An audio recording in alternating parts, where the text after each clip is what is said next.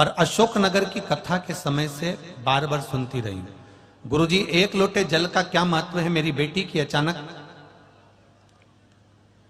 नवंबर में 3 नवंबर को तबीयत खराब हो गई। नागपुर में अस्पताल में उसे दिखाया।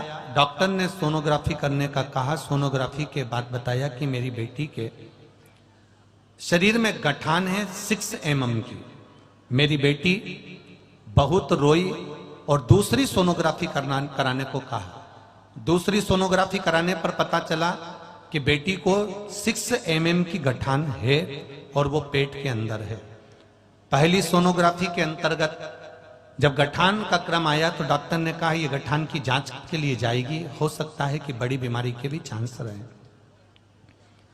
सोनोग्राफी कराने के बाद हमने जांच कराई, अपने घर आ गए। ऑपरेशन का हमने मना कर दिया। हमने उसकी जांच कराने के लिए हमने ऑपरेशन का मना कर दिया। हम वापिस घर आ गए। डॉक्टर से कहा दवाई दे दो। हम वो दवाई भगवान शंकर को चढ़ाकर बेटी को खिलाना प्रारंभ करा।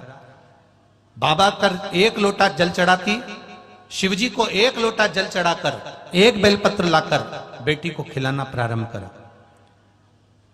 सीटी स्कैन कराया और सीटी स्कैन कराने के बाद में मालूम पड़ा कि बेटी को गठान तो है पर साथ में उसके लीवर पर सूजन भी है और उसको टीबी की बीमारी भी हो गई है। जब हमारा सीटी स्कैन कराने के बाद में ये सबरी रिपोर्ट आ गई, दूसरे डॉक्टर को दिखाकर हम घर आ गए। सारी दवाइयां लेकर आ गए। अब हमने महादेव के ऊपर छोड़ दिया, दवाई लेना प्रारंभ करा। तो दवाई भी हमने सबसे पहले देवाधिदेव महादेव से कही और बाबा को विनती कर 1 लोटा जल 1 बेलपत्र चढ़ाना प्रारंभ करा। उस बेलपत्र को बेटी को खिलाना प्रारंभ करा। 3 दिसंबर को दोपहर में फिर वापिस हम नागपुर गए और वहां पर टेस्ट कराना प्रारंभ करा। जब हमारे को 3 नवंबर को हम टेस्ट करा कर आए, उसमें टीबी भी आया, उसमें लीवर पर सूजन भी आया, 6 mm की गठान भी आई। 2 जगह हमने सोनोग्राफी करवाया। हमने फिर सीटी स्कैन कराया, ये सब कुछ निकला।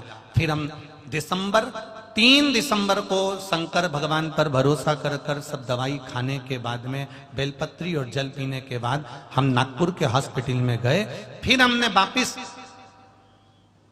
सीटी स्कैन कराया और वापिस जांच प्रारंभ हुई तो डॉक्टर ने कह दिया इसको कुछ भी नहीं है, ये पूर्ण तरह से ठीक है।